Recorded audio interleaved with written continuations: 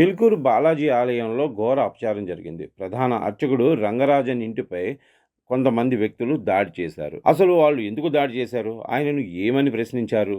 దాడికి బాధ్యులెవరు? అన్న విషయాలు ఒక్కొక్కటిగా బయటకొస్తున్నాయి. ఆలస్యంగా వెలుగు చూసిన ఈ ఘటనపై రంగరాజన్ తండ్రి సౌందరరాజన్ పోలీసులకు ఫిర్యాదు చేశారు. దీంతో ఈ ఘటనపై ప్రస్తుతం కదలిక వచ్చినట్లయింది. చిలుకూరు బాలాజీ ఆలయ ప్రధాన అర్చకుడు రంగరాజన్ ఇంటికి దాదాపు 20 మంది వచ్చారు.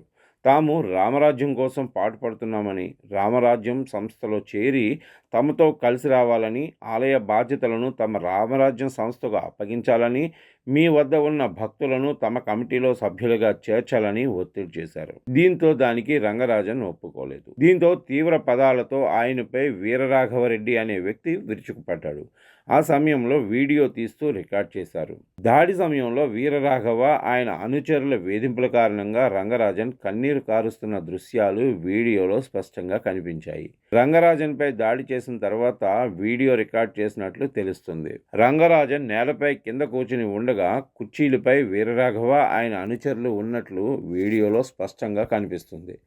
రంగరాజన్ ముఖభారంతో కన్నీటిని తుడుచుకుంటూ ఉండగా వారు హెచ్చరికలతో మాట్లాడుతూ వేధింపులకు దిగినట్లు కనిపిస్తుంది. తన కుమారుడిపై కొందరు దుండుగులు దాడి చేశారని రంగరాజన్ తండ్రి సౌందరరాజన్ పోలీసులకు ఫిర్యాదులు చేయడంతో అసలు విషయం వెలుగులోకి వచ్చింది. 2 రోజులు ఆలస్యం కావడం పైన అనుమానాలు వ్యక్తమవుతున్నాయి. ఆలయ బాధ్యతలు అప్పగించి తమతో కలిసి రావాలని దుండుగులు తన కుమారుడిపై దాడి చేశారని ఆ ఫిర్యాదులో ఆయన పేర్కొన్నారు. చిలుకూరు ఆలయ ప్రధాన పూజారిపై జరిగిన దాడి ఘటనపై రంగంలోకి దిగిన పోలీసులు విచారణను వేగవంతం చేశారు. దాడికి బాధ్యులైన ప్రధాన నిందితుడు రాఘవను అదుపులోకి తీసుకుని రిమాండ్కు తరలించారని, వీరరాఘవ అనుచరుల కోసం గాలింపు చర్యలు చేపట్టారని తెలుస్తుంది.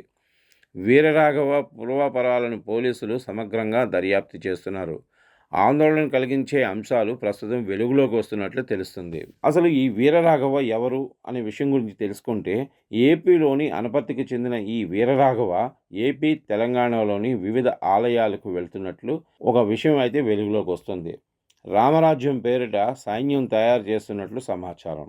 రాఘవ బృందం వివిధ ఆలయాలకు వెళ్లి బెదిరింపులకు దిగుతున్నట్లు పోలీసుల విచారణలో తెలుస్తున్నట్లు సమాచారం.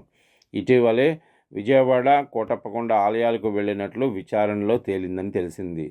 2015లో హైదరాబాద్ అబిడ్స్లో వీరరాఘవపై కేసు నమోదైనట్లు తెలిసింది.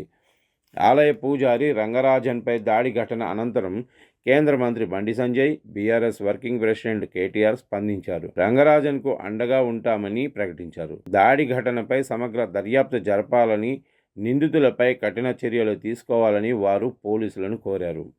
ఇదిలా ఉంటే చిలుకూరు ఆలయ పూజారి రంగరాజన్ను ఆలయ ఆవరణలో బీఆర్ఎస్ వర్కింగ్ ప్రెసిడెంట్ కేటీఆర్ సోమవారం మధ్యాహ్నం పరామర్శించారు. ఆయనతో పాటు మాజీ మంత్రి ఎమ్మెల్యే సవితా ఇంద్రారెడ్డి, ఇంకా ఇతర బీఆర్ఎస్ ఎమ్మెల్యేలు ఉన్నారు. వీరరాఘవ నేతృత్వంలోని రామరాజ్యం సైన్యం సభ్యులు ఇటీవల రంగరాజన్ దాడి ఘటన విషయం తెలిసిన కేటీఆర్ ఇప్పటికే ఆయనను ఫోన్లో పరామర్శించారు. తాజాగా స్వయంగా కలిసి ఆయనను పరామర్శించారు. ఆయన యోగక్షేమాలను అడిగి తెలుసుకున్నారు. ధైర్యంగా ఉండాలని భరోసా కల్పించారు. దాడికి పాల్పడిన నిందితులను అరెస్ట్ చేసి చర్యలు తీసుకునేదాకా తాము అండగా ఉంటామని రంగరాజన్కు కేటీఆర్ భరోసా ఇచ్చారు.